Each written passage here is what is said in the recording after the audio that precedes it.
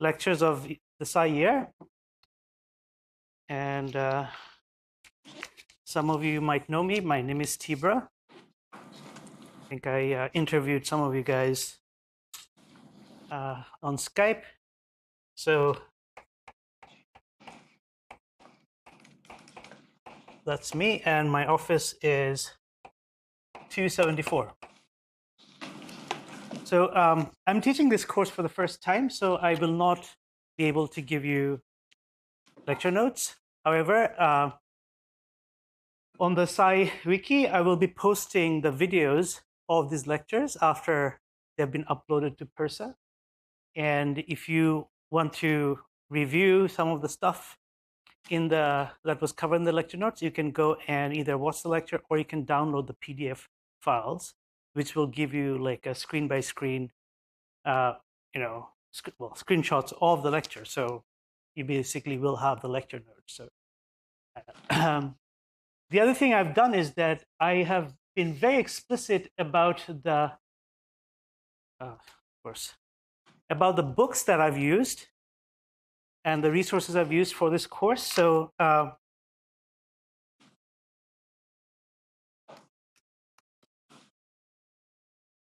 for example, these are if there's any other resource that I end up using before the course ends, they'll be listed there. So for example, Jones, the representations in physics.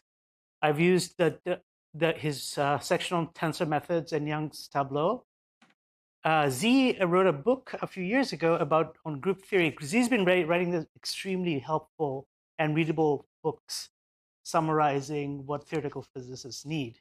And this is, I think, is the third in that series, and it's called Group Theory in a Nutshell. Unfortunately, I have the only copy out from the library now, but there is a reference copy in the library. And I've ordered 2 extra copies. As soon as they arrive, I'll let you know, and you guys can borrow and, eventually, and share. So I've used if I get to classification of Lie algebras, it'll be probably mainly based on Z. And there's a book by Joglekar on mathematical physics. I've used the volume 2 for essentially today's lecture. A lot of today's lecture is just introducing introductory concepts and, in the context of discrete groups. So, and then Nakahara is applications to geometry. Like you can actually use groups to study geometry. And long ago, I wrote an online book with a student of mine, Matt Robinson. I used the volume 2 of that, just a section to give a heuristic overview of how Lie algebras arise from Lie groups. So that's something that I will not cover in any rigor because it involves introducing a lot of concepts of differential geometry, but I'll sketch the outline, and that's taken from that book. Okay, so the course outline is, can you see it's very small, right? Let me try to make it bigger. Yeah. All right, so this is the course outline. So today I will be we'll be talking about motivations for studying Lie groups and Lie algebra. It's kind of the obligatory waffle that one has to go through at the beginning, but it's actually, I think there's some good stuff there. And then I'll introduce some fundamental concepts and important concepts for group theory, and they'll be mainly done in the context of finite groups. Finite discrete groups, these are not the Lie groups, but it's easier to grasp these concepts in those in that context. And then probably next lecture, we will go to. Oh, okay, sorry. After the second topic, I forgot to write there. We will talk about what we mean by representation of Lie algebra and a Lie group or a group. In physics, we are not so much interested in the group itself, although we are if it's something new, the structure of the group itself, but its representation, because physical systems furnish representations of groups. So we will have to talk about representation theory. So that'll be somewhere over here. and then how Lie groups and Lie algebras arise from them. And of course, we will mostly be concerned with matrix groups. So after this, we are going to talk about applications of Lie groups to geometry. So I will try to show how the idea of a coset space is related to maximally symmetric spaces in geometry, which is something you need for doing ADS-CFT and stuff like that, for example. After that, we will talk about representation theory of SU2. SU2 is probably the most useful and the most often used group in, theoretical physics and high energy physics. And it crops up everywhere in different guises, and you really have to know, at least if you don't want to care about anything else in Lie groups, you still have to know SU2. So we will do its representation theory, and then we'll do tensor methods and Young tableau for SU2, SU3, and then I'll give you the general rules for SUN.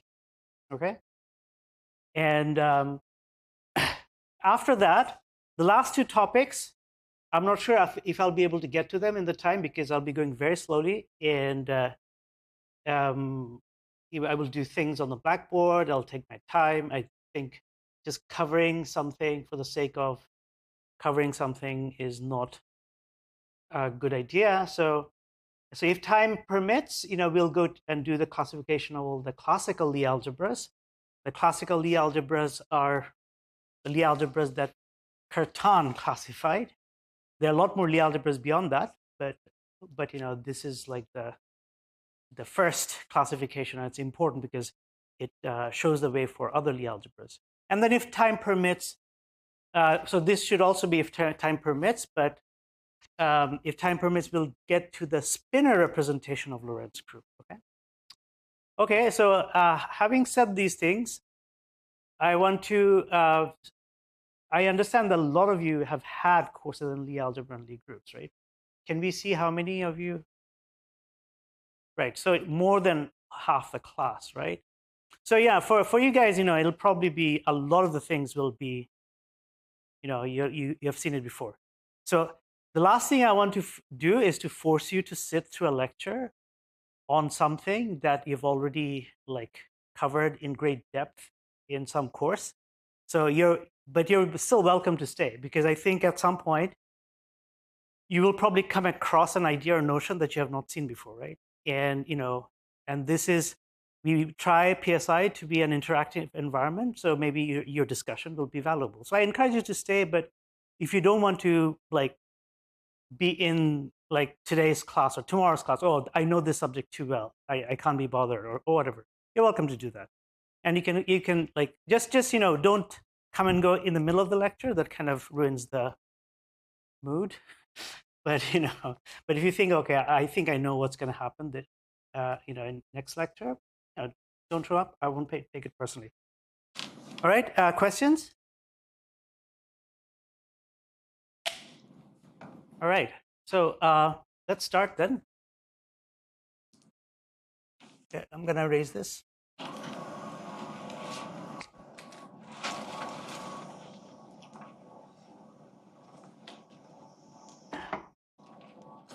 Also, this lecture will be about an hour and a half long, and halfway through, we'll take a 5-minute break, because I don't expect anyone to actually be able to hold their concentration for more than 45 minutes. I mean, I know I can't. So, all right, so I think we have already gone through the course outline. So let me skip that.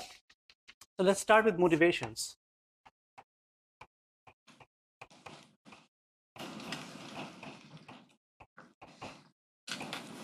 So why do we study groups in physics?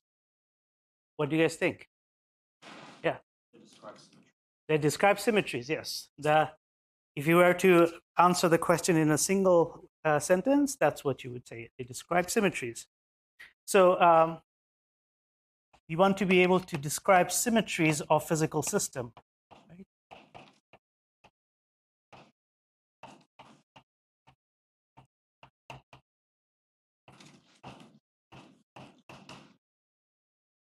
So for examples, if you don't appreciate how much the symmetries of physical system actually mean, let me give you some examples. So, for example, in 1905,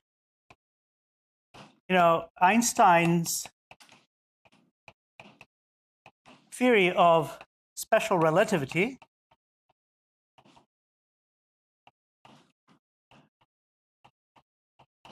of course, it wasn't called that at that point.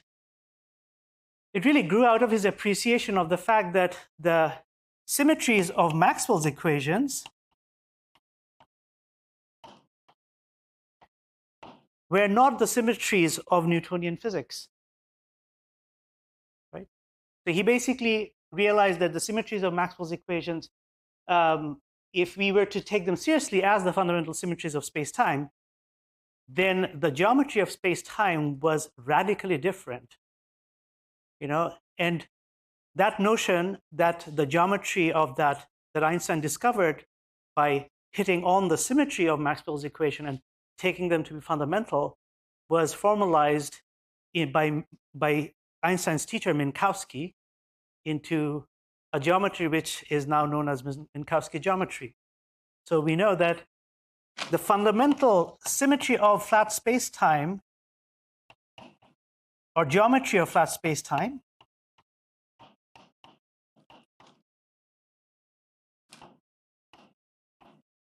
came about because Einstein was able to guess, what the symmetries of Maxwell's equation should be. So this is a very partial list. So the standard model of particle physics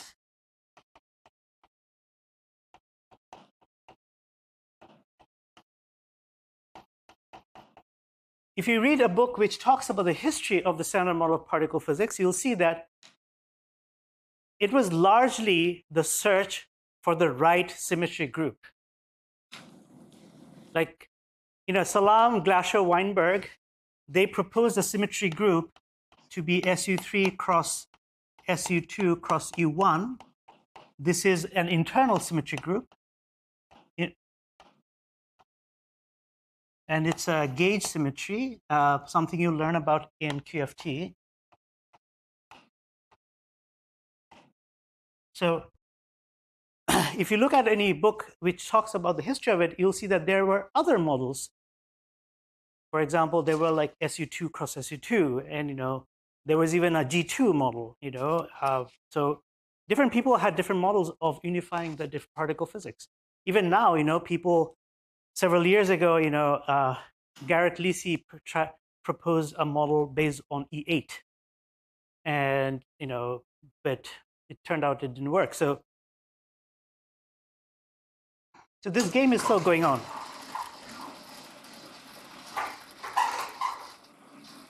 Okay, I'm going to actually I'm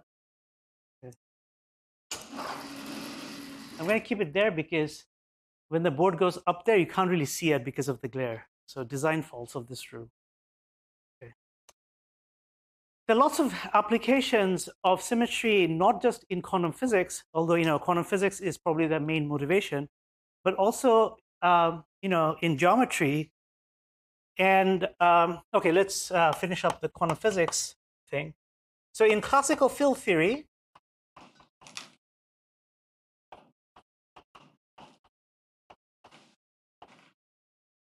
exactly about 100 years ago, like exactly 100 years ago,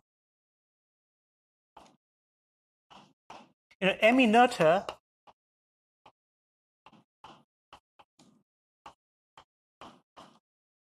showed that symmetries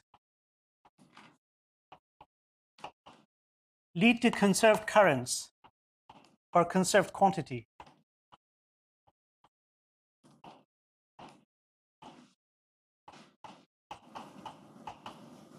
So, for example, this gives us a deeper insight into why energy is conserved. So the symmetry point of view of why energy is conserved is that, our system, our fundamental laws are time invariant. give me a good example of a system where energy is not conserved. Can you? Expanding universe. Good. That's exactly what I was thinking about. So the universe, energy is not conserved, right? Because it's a time-dependent system. And particle is created out of nothing.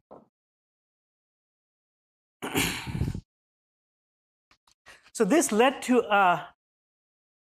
a lot of very deep revolutions in physics or breakthroughs in quantum field theory.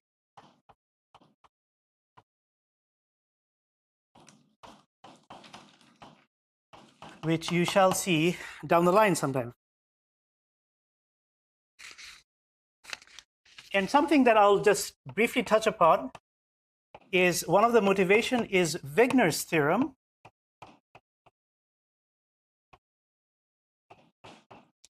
And Wigner showed that the Hilbert space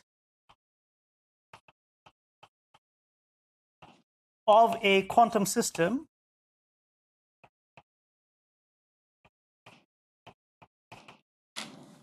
furnish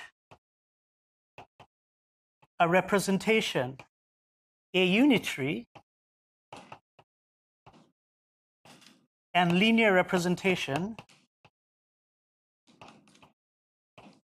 of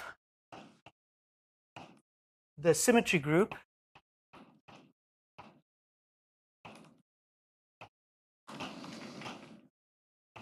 of the system.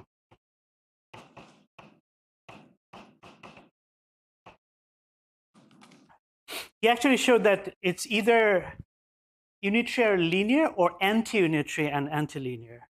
And in certain cases like time reversal symmetry of quantum field theories, it turns out unitary and linear operators cannot implement that symmetry. We have to actually use anti-unitary and antilinear. And in QFT 1, hopefully you will see that in a tutorial, or at least in at least in standard model. So one of the consequences of this is that the different, there's a there's a link between the mass of a particle and its spin, right? So we know that photon is massless, or helicity states, right? And photon has two helicity states, right? And if it's massive and has spin 1, it has 3 polarizations and things like that. So all of these things were formalized actually comes out of Wigner's theorem. And so there's a classification of particles according to their masses, which comes out of an analysis of the symmetries of space-time known as the Poincare group.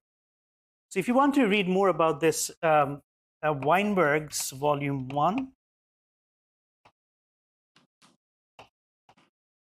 has a thorough and somewhat readable discussion on this in the first, I think, 3rd chapter or something, okay? All right, so these are motivations and stuff. So let's dive into group theory then.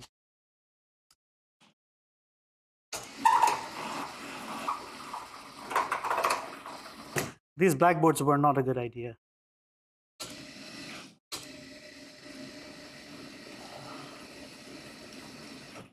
All right.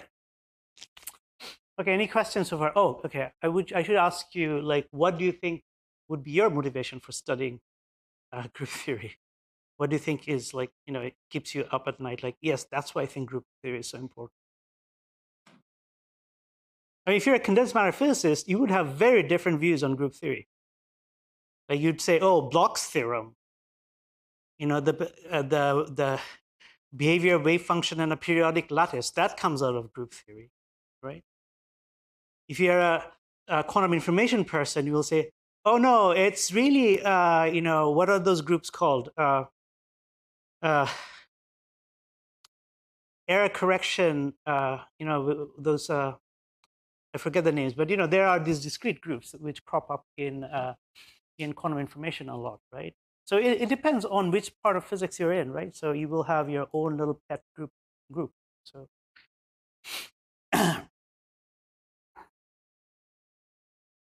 okay, so let's go on to fundamental concepts.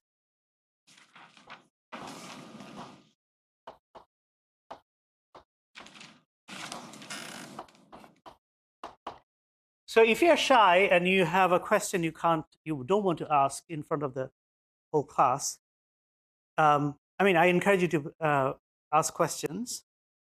I am not an expert in this field, so you probably, some of you probably know as much as, or if not more than I do. I will send out a Google a Google form link after the class. So if you have any questions about today's lecture, fill it up before 6 p.m. tonight, and I will try my best to answer that question tomorrow. Okay. And you can also give me some feedback. It won't be anonymous, but All right. So what is a group?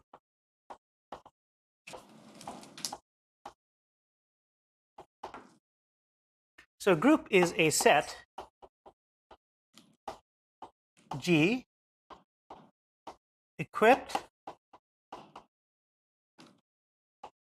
with a binary operation. So this takes you,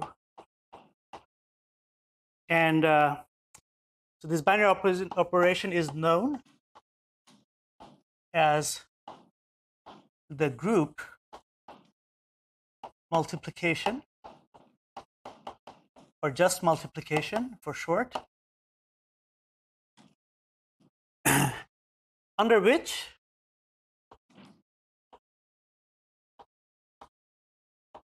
as the notation implies, the set remains closed.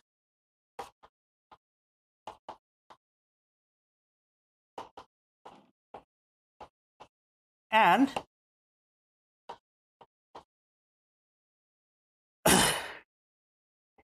satisfies the set must it satisfies the following.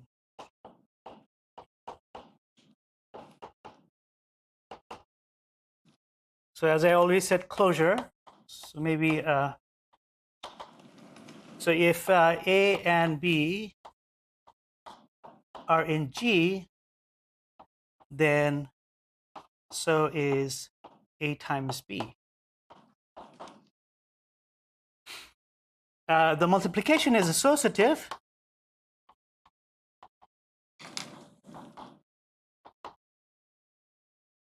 So it doesn't matter, if you multiply B and C first, and like the order in which, well, right, yeah. So if you multiply these two guys first together, and then multiply A, or if you multiply AB and you multiply C with that product of those two. There are objects in mathematics which are not associative. For example, the octonions. The octonions, yes, yeah. I think the quaternions are associative, right? So there exists a unique element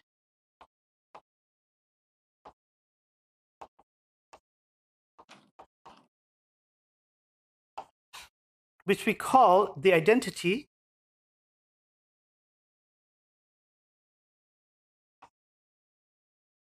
So this is known as the identity. Now, such that if you multiply any group element A with the identity from the right, you get A back for all elements in G. And fourth, the last one, is inverses for each A in G, there exists a unique inverse, which we say A minus or A inverse, such that if you multiply A by A inverse from the right, you get the identity element. So things follow from this. And I actually am going to make some remarks. The way that the inverse has been defined shows that A inverse is the right inverse, right? Now, you can also show that this is also the left inverse. So let's take a couple of minutes now, if you have pen and paper, and try to work this out. Okay, so let's take 2 minutes and show that so you have to show that this is true.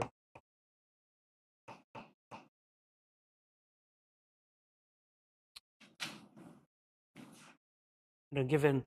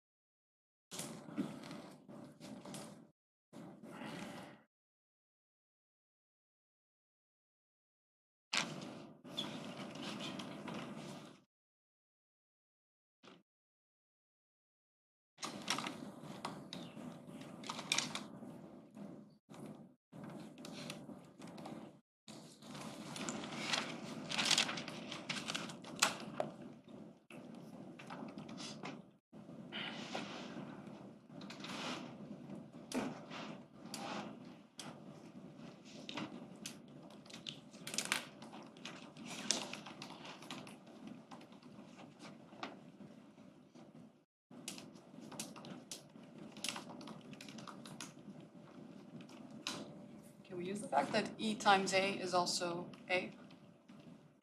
if it's there. No, because we define it only as a... No, that will be the next thing you show.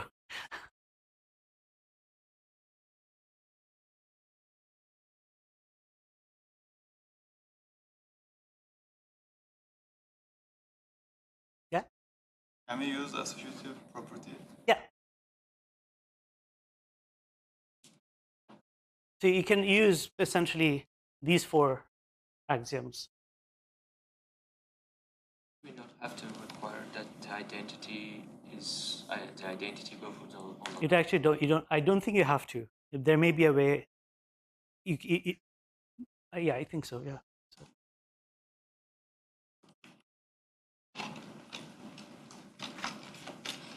All right. So I need a volunteer who has figured this out to come over and give us the solution. Yes, please come over. Please tell me your name again. Sorry? Elliot, like the poet. You basically just have to use the associative property. Okay. Just write that A minus 1A is A minus 1 EA, which is by definition, well, by this property, A minus 1 A minus 1 A, and that. Okay. But then you can just switch parentheses. Yeah. So you get A minus 1 A minus 1 A, which is nothing else than A minus 1 A squared. Okay. So then you just multiply by the inverse of this. And Ah. you get that E A minus 1 A 2 minus 1 minus 1. I don't Okay. know if it's the same. Well, there might be a simpler. I think I have a quote unquote simpler way, but logically it's probably the same thing. Right? Yeah. Thank you very much. Yeah. So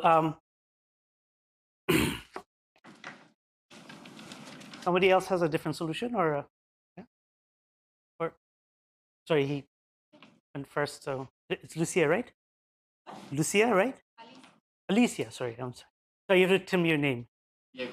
Diego. Okay. Okay. So go ahead over there. So we know from the identity that A is equal to E, right? Yeah. And we also know from the that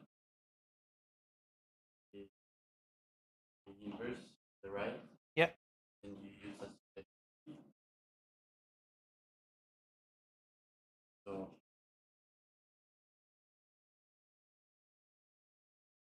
Probably meant A minus 1. oh yeah.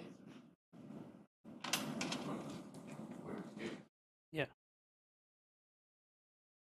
Yeah. No, but you're already assuming that Yeah, the E. that's the You can put the E first, like in. yeah. Yeah. That's right, yeah. Is that Can we do it? Because you define it. But that's something that we are assuming that the E is a right. oh yeah. Right. Yeah, you can just call the A on the rightmost A minus 1 minus 1. Yeah. Then you get A equals A minus 1 minus 1. This one. Yes. A minus 1 inverse. A minus 1? A inverse? No, I think what he's saying is this, right? Yes. Oh, okay, Yeah? yes. Yeah. And then use the fact that, right. Oh, so yeah. So I think you Yeah, I was that's essentially how I would do it as well. But yeah, I think that's right. But then you need left identity as well. You shouldn't. So this is so put the right identity here, right? So let's drop the zeros for multiplication, and then basically and then do what you were trying to do, which is this, right? You can do that, right? And then you can use associativity to kind of say that this is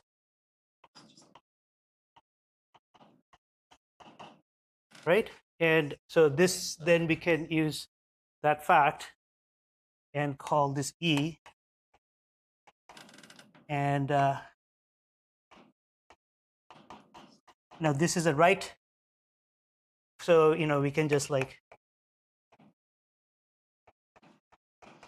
right. And that should be equal to E, right? Yeah. Yeah. All right, cool. Thank you very much. Yeah. Yeah. No. We are like, it's just like, you should be able to try these things without. All right, cool. So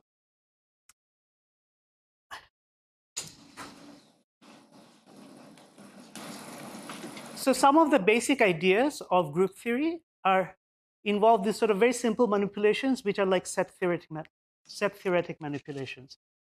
If I were to just jump into Lie groups head on, we wouldn't be able to do this kind of stuff.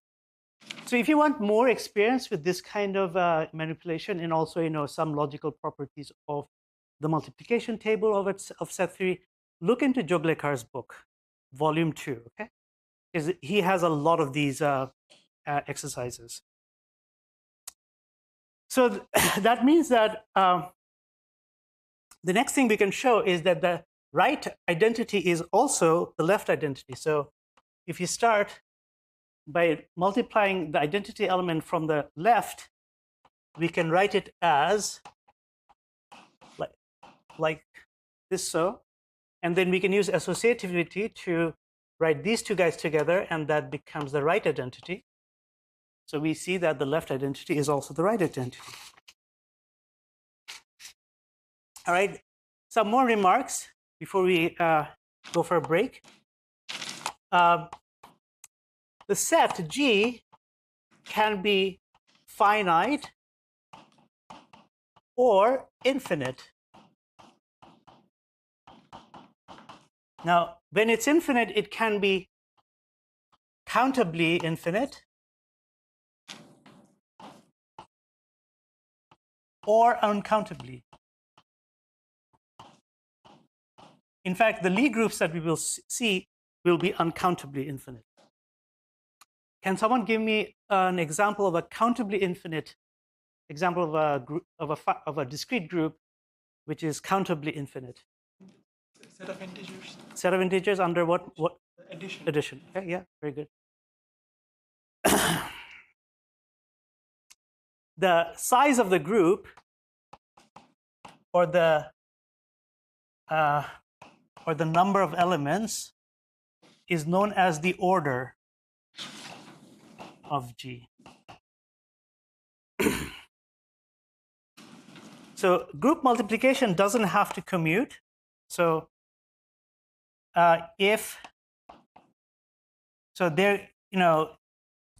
the definition of a group doesn't tell you that if A and B are two elements of your group, they don't have to be equal to B times A. So if all the elements of G commute, we call the group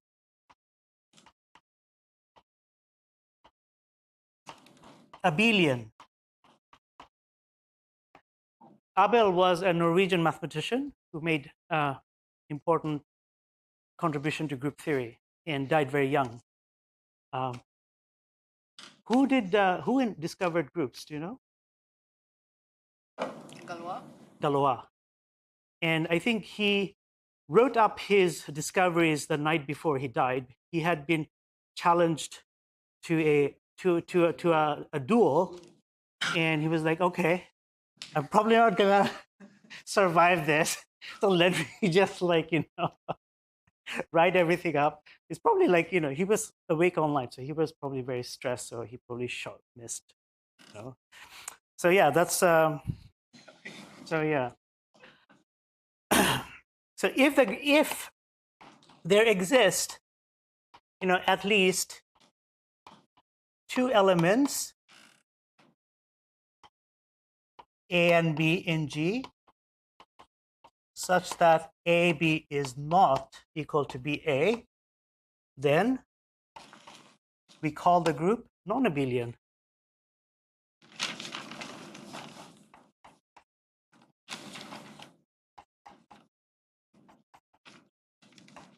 Right, so let's do a little example before we break. It's not 1:15 yet.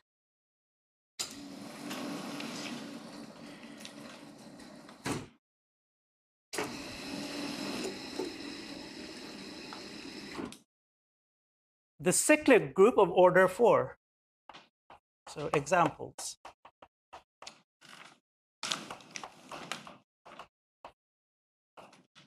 So this is called C4. Now it consists of 4 elements: alpha, alpha squared, alpha cubed, alpha 4, which is the identity element. So by alpha n, I mean alpha multiplied n times. Okay, so this is known as a cyclic group. So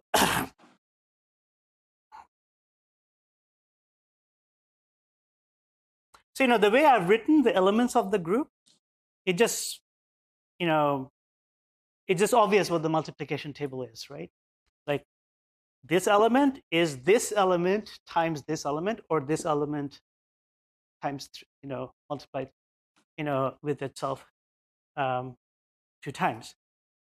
But I could have written say, okay, I could have written that this is E is A to the alpha to the 4, and say I label A to be alpha, B to be alpha squared, and C to be alpha cubed. And then I can create what is known as a multiplication table.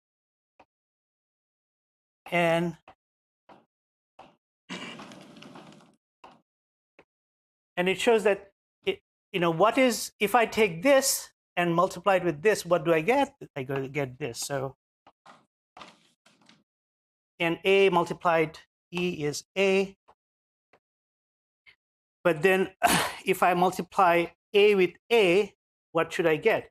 A with A is A squared, so we get B, right? So, and then C, and then E again. And, there's a pattern emerging.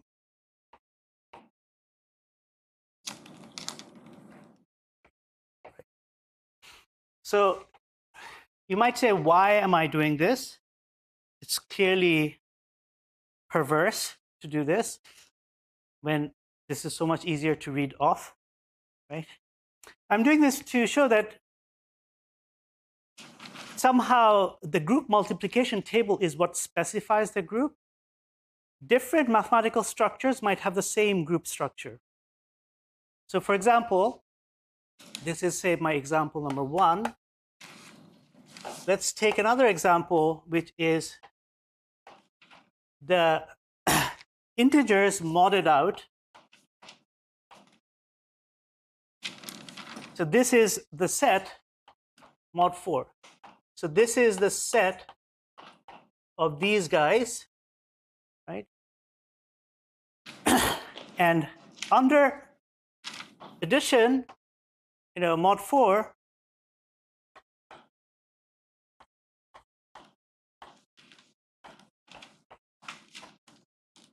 so we get 0 plus 1 is 1, right? So these are, but if I add now 1 plus 1, that's 2. 1 plus 2 is 3. Then 1 plus 3, because it's it should be 0, right? And 2, 3, 0, 1, 3, 0, 1, 2. And now if I say, okay, I'm going to identify with this E, this with A, this with B, C, then you can check that this multiplication table is exactly the same multiplication table as this thing. So these two groups are actually isomorphic.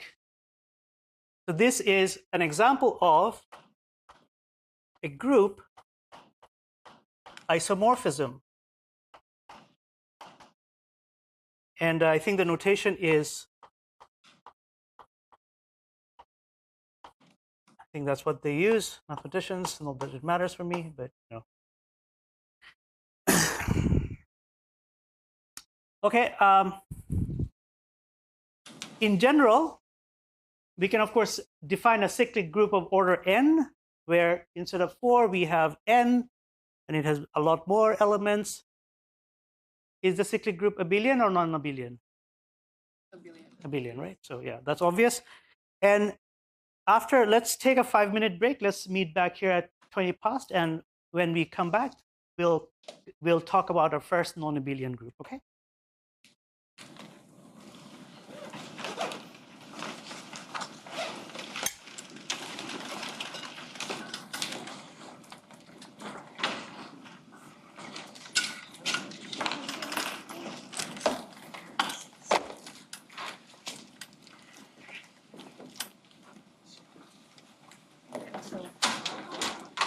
It's fine. It's really fine. Do you want to say?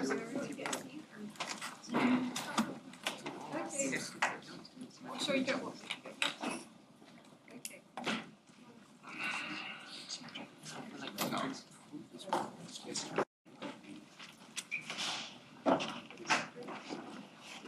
See the menu.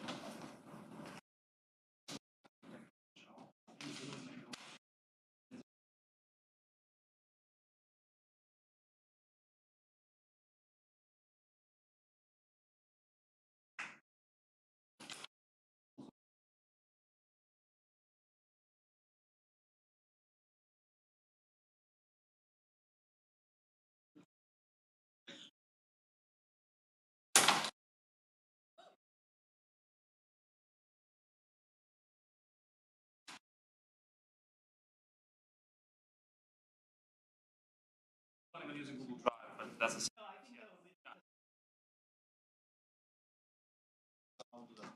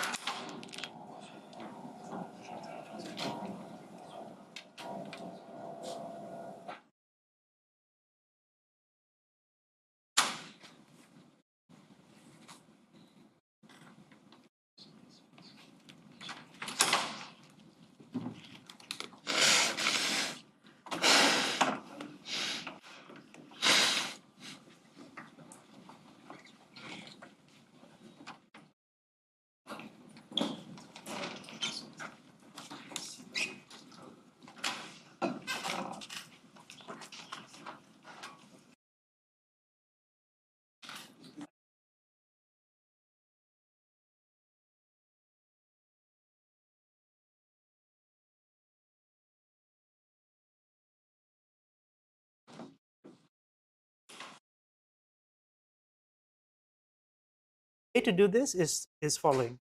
You go and there should be an edit button.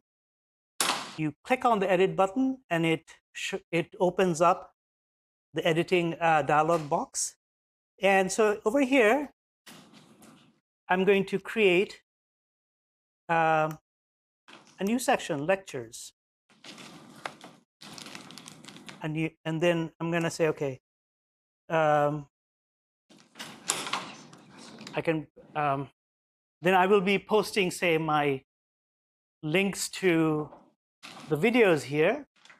Now, underneath this section, you guys should create, like lecture notes by students or lecture notes. And then you can upload your own lecture notes, okay? The wiki is the way it's a little frustrating to use, but I want to emphasize this is for all of you guys to use. If you have resources that you want to share with the rest of the class, please go ahead and use the wiki. It's a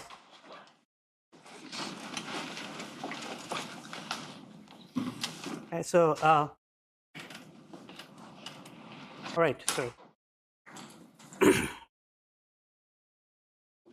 so those of you who were not here, I was showing people how to actually edit the wiki. If you have lecture notes or other resources you want to add, you're welcome to go and add things to the wiki. And if you mess things up, don't worry, let me know, or because I think these things are backed up, so that's not a big deal. All right.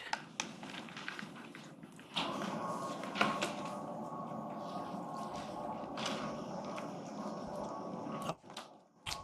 Magic.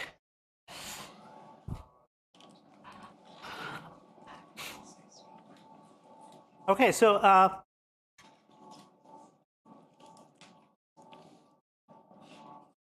our first example of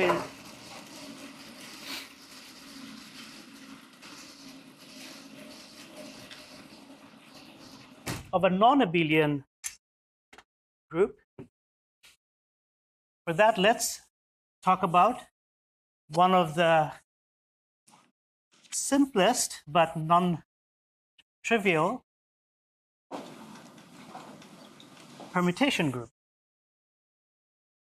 And actually, it turns out the permutation groups are extremely important, not just in the theory of discrete groups, but also in the representation theory of SUN.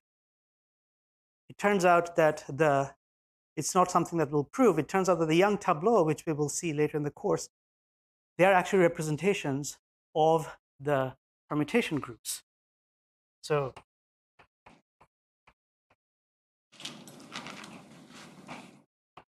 we're looking at the permutation group P3, And what is the permutation of group P3? Suppose you have a collection of 3 objects, A, B, and C. The set of operators, the set of operations, the set of operations on ABC form a group. What are the elements of this group? So these are the elements. Oh, I forgot to mention this part of the course is actually taken from George I's book on Lie groups. I didn't mention it in the list of references. Sorry, I'll add that. I don't like that book very much, although it's physicists use it a lot. But this part is taken from there. So for example, the identity element is do nothing.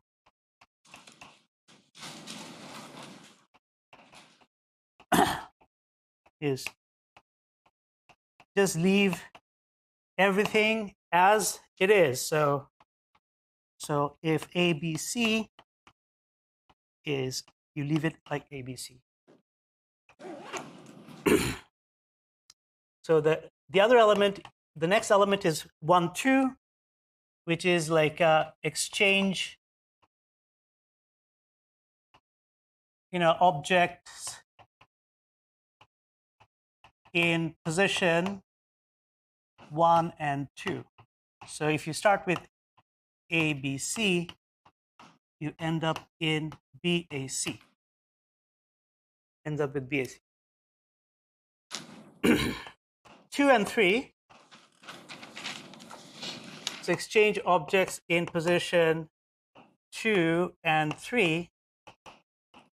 So if you start with ABC, go to ACB. 1 and 3 is again obvious that it's A, BC will go to CBA.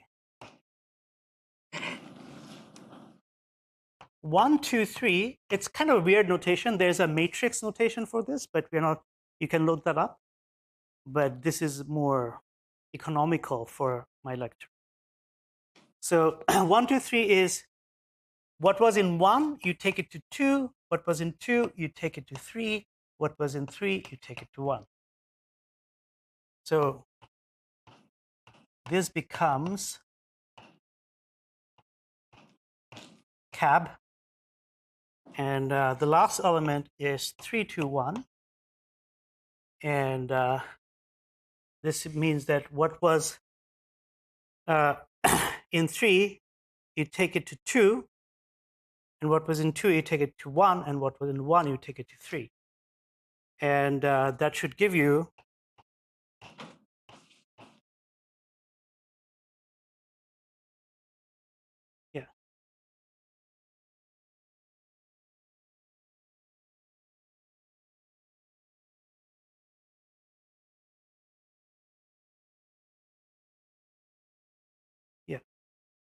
it should give you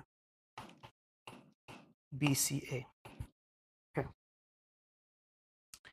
So it's instructive to ask ourselves, why do these operations actually create a group?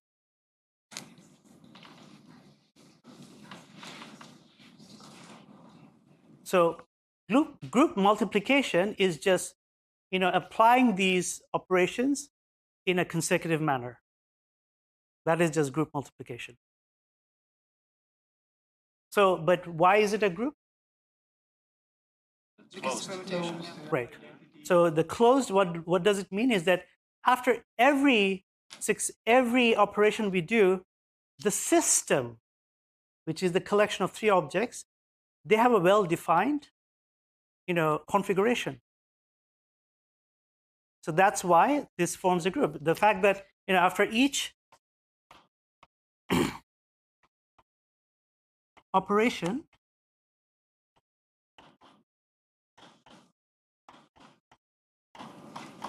the system has a a well-defined configuration.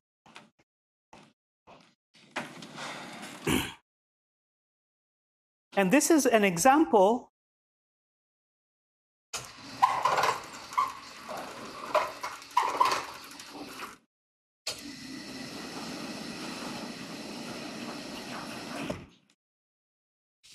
So this is an example of what we call in physics a transformation group. So a group which transforms a physical system or acts on the state of a physical system to take it to a different state. So the idea is almost laughably simple and obvious for physicists, but it's worth mentioning. Because we're so used to these things, we don't think about these things, right? Okay, so this is an example of a transformation group.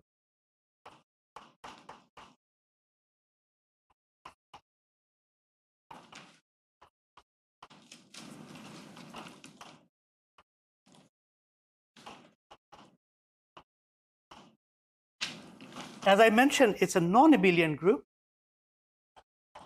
So it's non-abelian. Okay, Abel was a human being. So for example, if we multiply, if we apply 1, 2 first and then 2, 3, after that, what do we get? So let's see. So we are applying 1, 2 on ABC, so we get BAC, right? And then we apply 2, 3 on BAC afterwards, so we get 2, 3 is this and this, right? BCA. Okay. Now,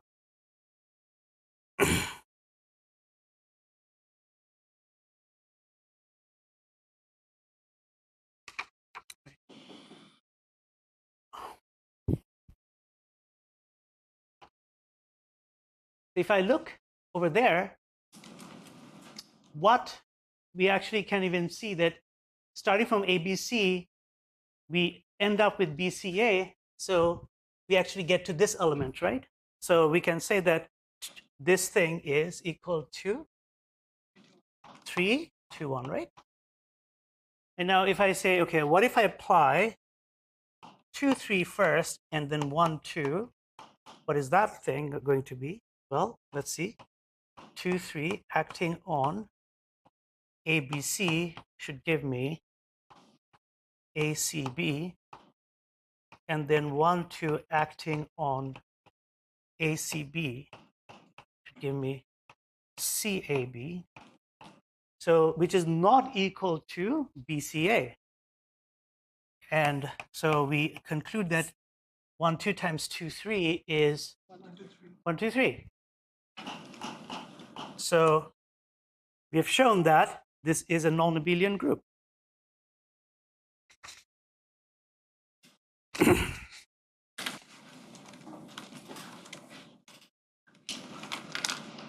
So there is a theorem in group theory. I think it goes by the name of Cayley's theorem.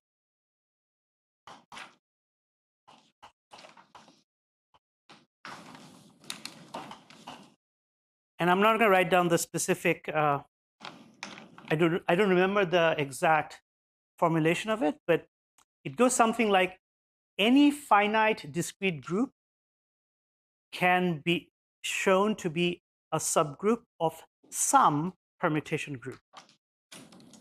Proper permutation. Sorry? Proper permutation. Proper permutations, right? So not improper, like even improper group. Yeah. So that means that the permutation group, as far as the finite groups are concerned, is some kind of universal class, or it provides you with. But I think the proof is more like an existence proof rather than. You just use the multiplication table, and you can just like show that that's an isomorphism. Okay. Just from this, you can see. Right. I mean, to E, I assign EABC. To A, I assign ABCA, which is permutation. Right. Okay. Basically it. You just have to show that it's a homomorphism. Right. So that it multiplies the same way it should. Okay, cool. Yeah, it's been a while since I read that proof. I actually read it in a A levels textbook in Bangladesh at a wedding. It was my cousin's wedding, and I was just bored, and I was in a room by myself, and there was a A-level math textbook, so I just like opened it up, and oh, there is this amazing theorem. But I haven't read this since then. Anyway. Okay, let's move on to examples of Lie groups. Sorry, could you just state Cayley's theorem again for me?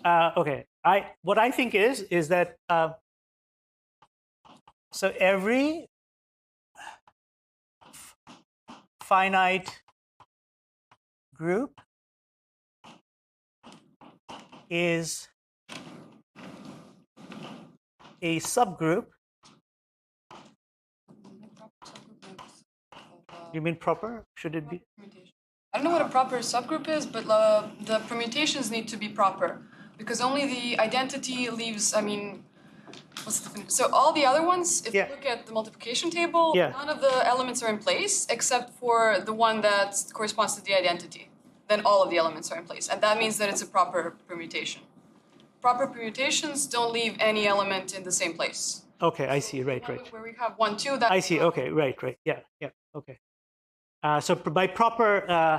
So not the group itself, just a subgroup of the group of proper permutations. Right. So same order. Okay. So right. So we'll get to proper later, but it means that every group has subgroups, and the identity element or the group itself are also subgroups, but they're not proper. They're improper.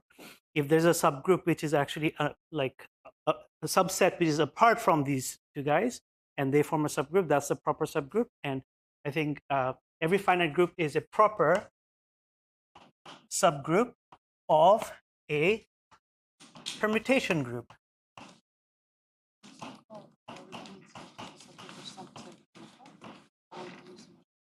And you can look up the proof. All right. So let's give an example of a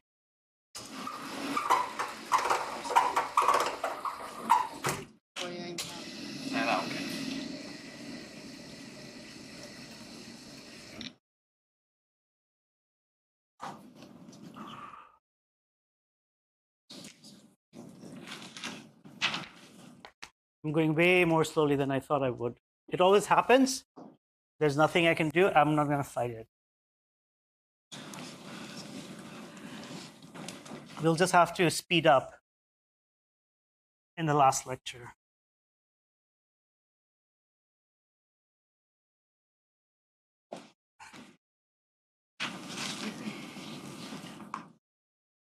Okay, so this is going to be our example number 4, is the rotation group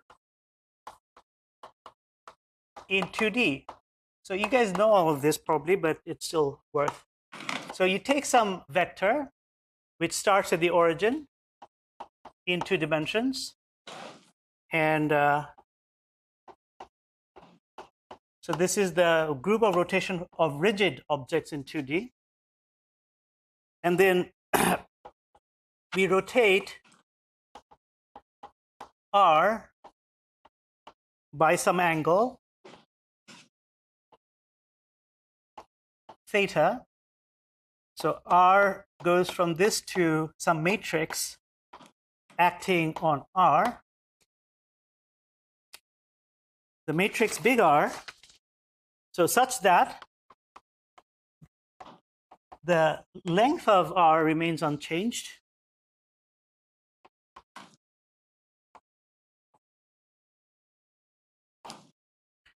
Now, if it's a rotation that's continuously connected to the identity, that is, if I take theta to 0, that this we require this matrix to become the identity no rotation, the identity matrix, then this matrix has the form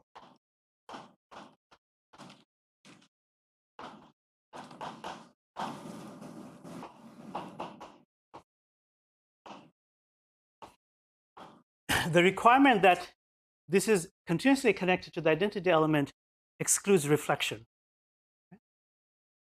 So, so these matrices form a group under under matrix multiplication, as you probably know.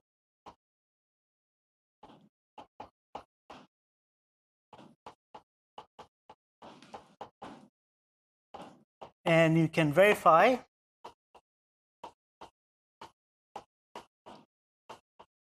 that this is the form of the matrix multiplication. And because addition of the angle is abelian, it's an abelian group.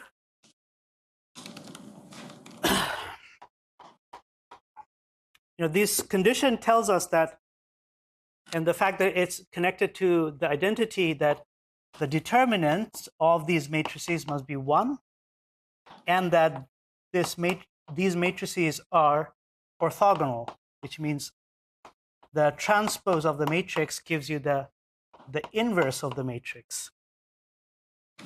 And so this is known as, so this group is known as SO2, and where theta, the parameter, goes from 2 pi to 0. So we're identifying 0 and 2 pi. All of this should be familiar.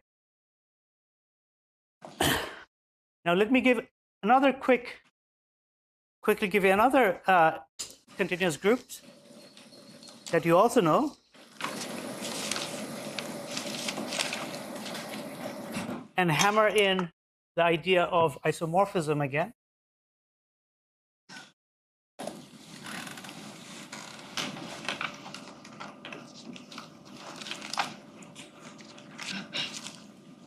So if you now consider all the complex phases, so all the complex phases, so numbers of this form, they form a group under multiplication. So that, as you all know, and if I take a complex number on the Argand plane and multiply it by e to the power I theta, if I represent the complex number by a vector, it rotates the vector, that complex number, by angle theta. So it does exactly what that thing does. And theta, of course, goes from 2 pi to 0. So we can say that all the group of complex phases which form the group U1, that thing is isomorphic to SO2.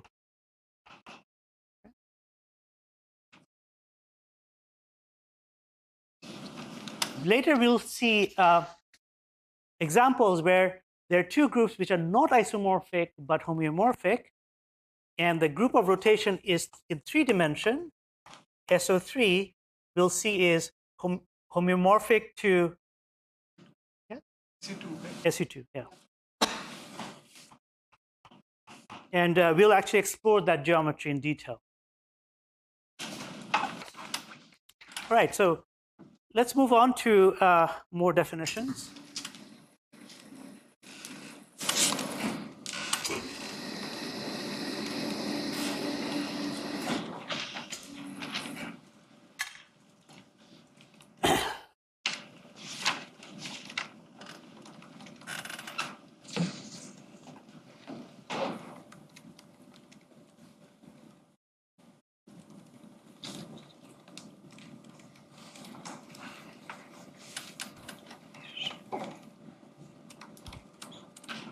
I think there's some kind of a, is it like a Russian jet? What? Like a Russian jet plane called Su-2 or something? Was it I think it's some sort of a, Yeah? Yes. Yeah. Rock band is also called because of that, yet. Sorry, what? There's a rock band. Oh, rock band, SU2? Oh, U2, or not SU2, okay, U2. Oh. Yeah, I know U2, yeah. Okay, so you will also meet U2. Not the U2 itself, but you know, like the group U2. Actually, when I first came to PI, PI was a lot more cool place.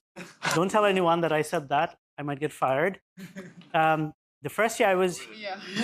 oh, nobody's gonna look at that. It's like some video in an ocean of videos. Nobody's gonna, you know.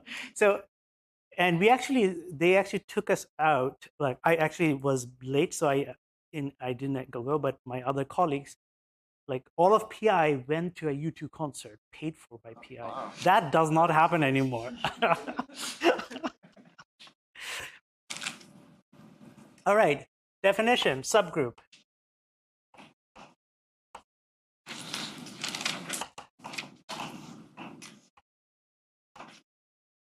So maybe, you know, if U2 breaks up, they can have a subgroup called U1. Okay. So if a subset H of G, so form a group by itself under the same multiplication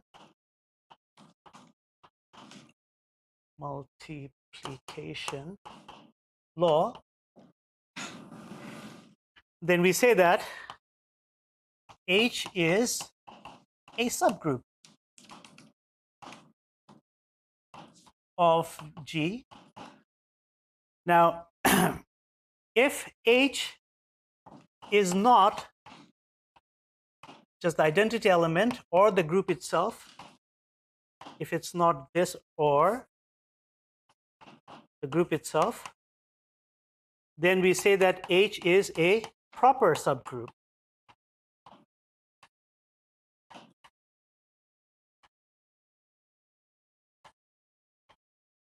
Otherwise, we say H is an improper subgroup. Okay, so what a simple idea. However, it opens up, it leads us to a very important idea, which is called a coset. Now I'm going to give you the definition of a right coset. You can generalize it to extend it to a left coset as well. So let H be a subgroup. So, so I'm just symbolically writing it as a set, but this set can be continuous. So let H be a proper subgroup of G, and then let G be an element in big G, which is not in H. So it's in the complement of H within G. Then let's for the set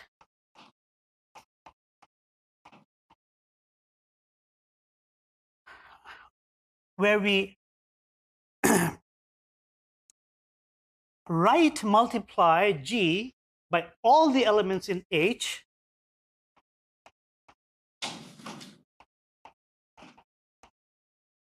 Now this set is called the right coset, and it's written like this.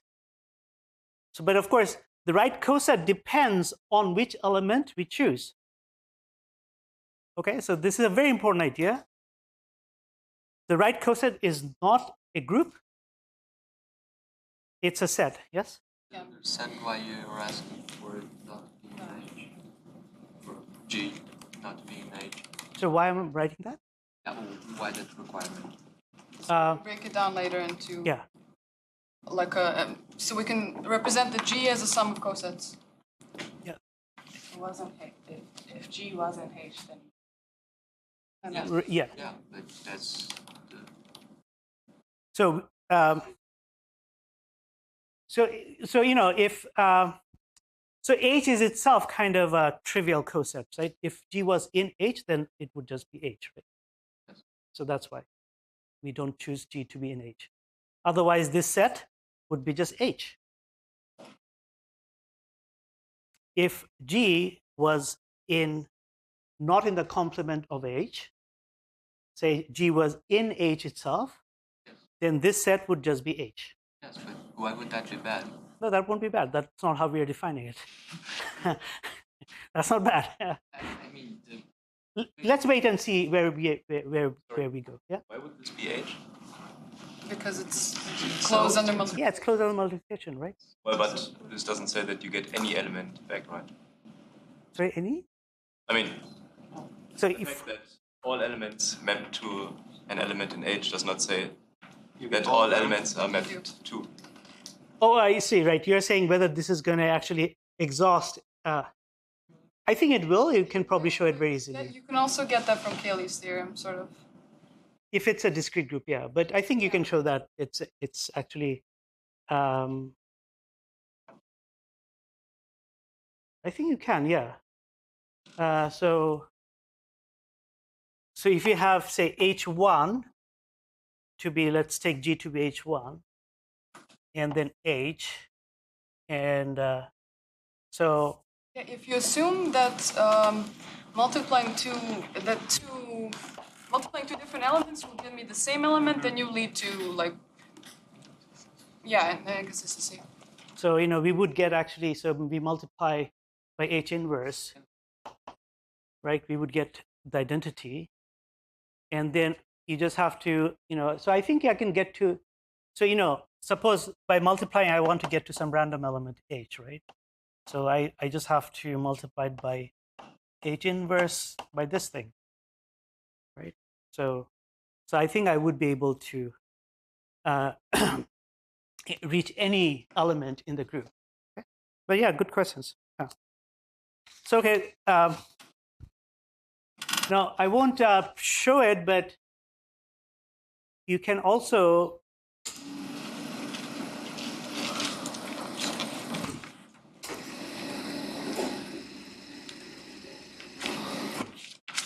Excuse me. Yeah. When you find that, it's just a definition, but you find that as right coset, typically that would be called the left coset. Right. Yeah. Is that? Well, I mean, yeah. It's just that's the same thing. Yeah. Yeah.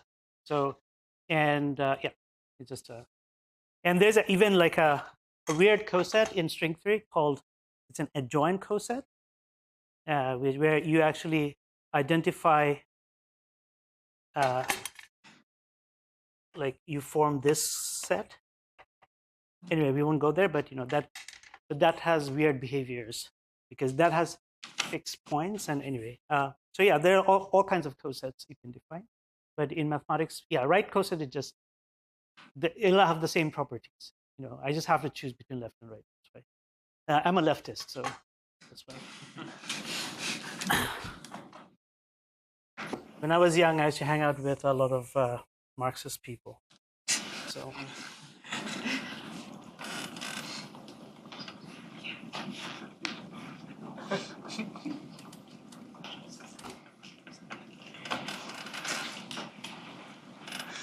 All right, so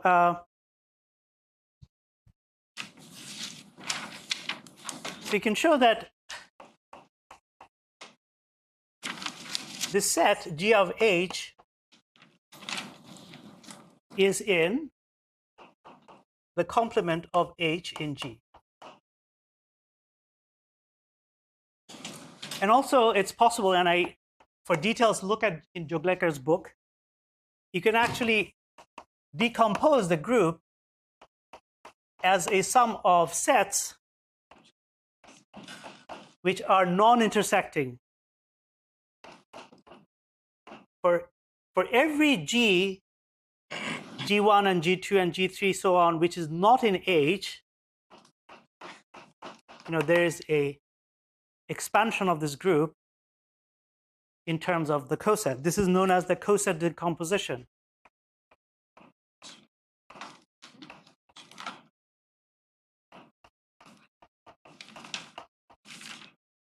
And there's an important notion in geometry called the coset space. And I think I forget the exact symbol that they use. The elements of this coset space are the subgroup and all the other cosets. Is that the factor group? It may be called the factor. I don't think it's a group. Maybe if it's an invariant, if H is an invariant group, maybe then it will be. If it's a normal subgroup, what you mean? Yeah. But the coset space in geometry, so when G is going to be the, basically these SON groups and H is some subgroup of that, then you can actually show that. So for example, the symmetry group of a two-sphere is, you will see that it's SO3. And within a two-sphere, there is some subgroup SO2. And the SO2 is kind of like a little group. So for example, I think it's some of the points like the North Pole and the South Pole are invariant under rotations of SO2. And then if you form the coset of SO3 over SO2, you can show that that is actually the two-sphere itself. And this, so this is the, so this is basically the two-sphere can be seen as a coset space of two groups. And this geometric fact was very important in the classification of symmetric spaces in geometry. I think it was Cartan, was it somebody, I forget exactly who used these group theoretic methods to explore the geometry of, and if you study string theory and you have to study spheres in God knows how many dimensions, ADS space in God knows how many dimensions, these sort of ideas become very, very useful. Okay. The coset decomposition, can it be done even if G is non-countable? Yes. In this case, G is non-countable, right? Yeah. Yeah. And that's why, although that's why I introduced it in this context, but in a different context it is. Okay. All right.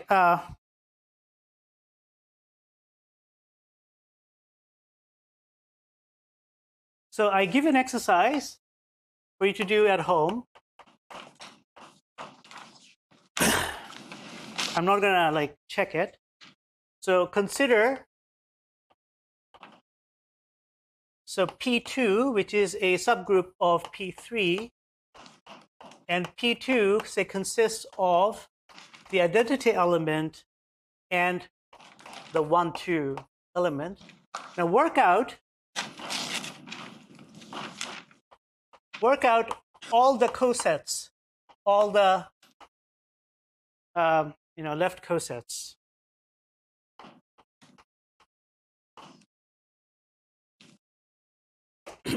With respect to P2. Okay? So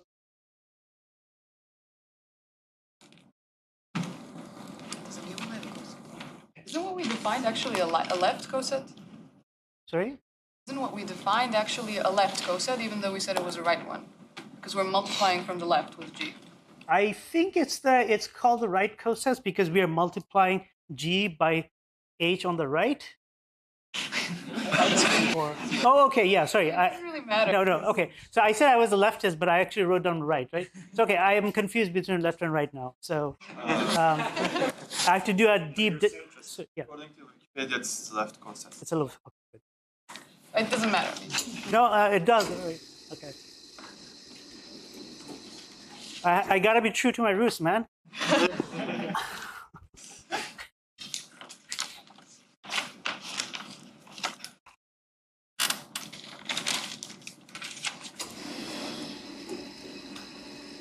Okay, in the last 5 minutes, let me go through the 5 pages of lecture notes that I have. No, I'm just kidding.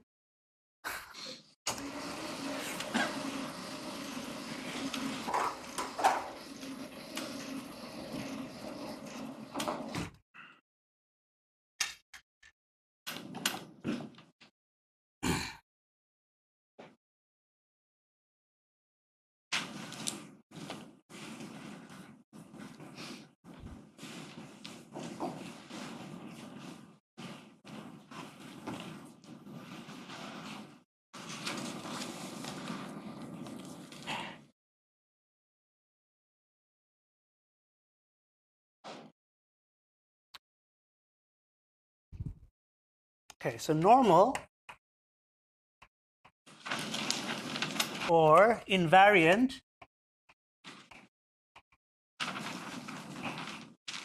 subgroups.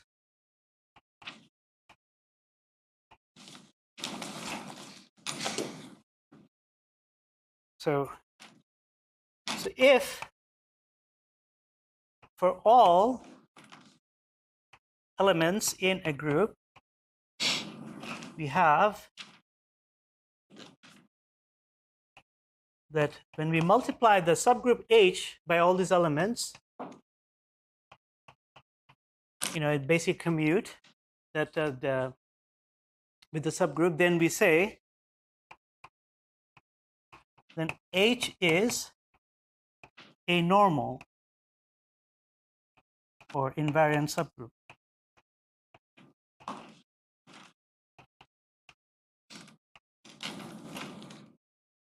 So if G, for example, is an abelian group, any subgroup is automatically normal or invariant. So this leads us to a very important definition. The definition is that of a simple group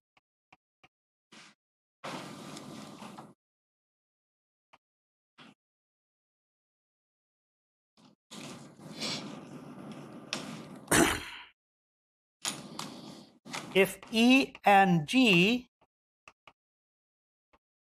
are the only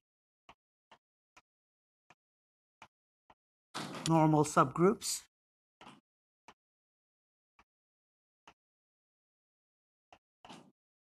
of G, then we say that G is simple.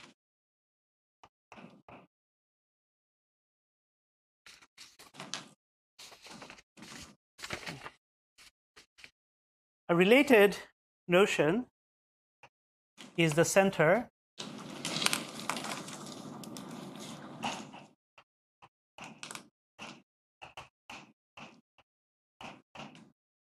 after having lived in the United States for 6 years, but having spent many years in Canada and the UK, I'm no longer sure how to spell these words. And having come from Bangladesh, wherein the light switch goes the other way than here in North America, and in England it goes like in Bangladesh, I still don't know how to turn a light, whether I mean, of course you can see whether the light is on or not, right? But I have a bulb in my house where it only lights up when it's warm, So I don't know whether it's actually on or off. All right. The center is a subset Z of G is called the center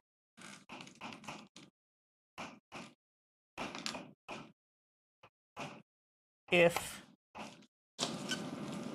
for all elements in Z and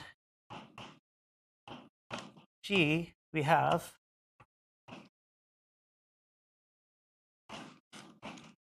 sorry.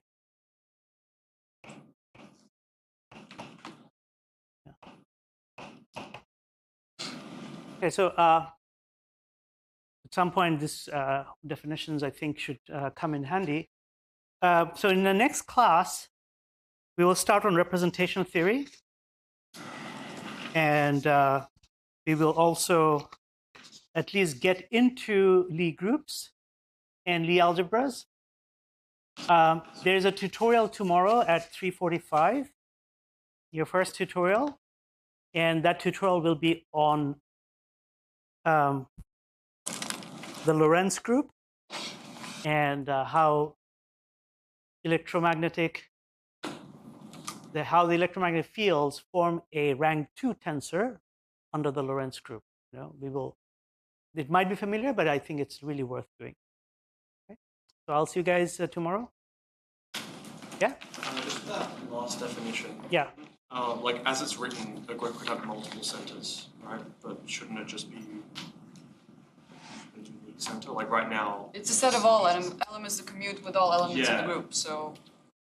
But that's not. Okay, yeah, that's not what we wrote. Yeah. Like, oh, I see. So you're saying. Like right now, I could make the set containing just the identity would always. Usually, it's fine just with all. So okay, so yeah, sorry, I wasn't being rigorous. So it's all the elements. Thank you. Okay. Thanks. Oh, thanks for keeping me. Can I ask a stupid question? There is no such thing, but yes. I mean, I remember that when I studied this before, we defined like the simple group and whatever, but I don't know exactly where we use it. And you said this is an important. Yeah, it's used when we do the classification of Lie algebras. I think. For algebras, but not for groups, and not for finite groups.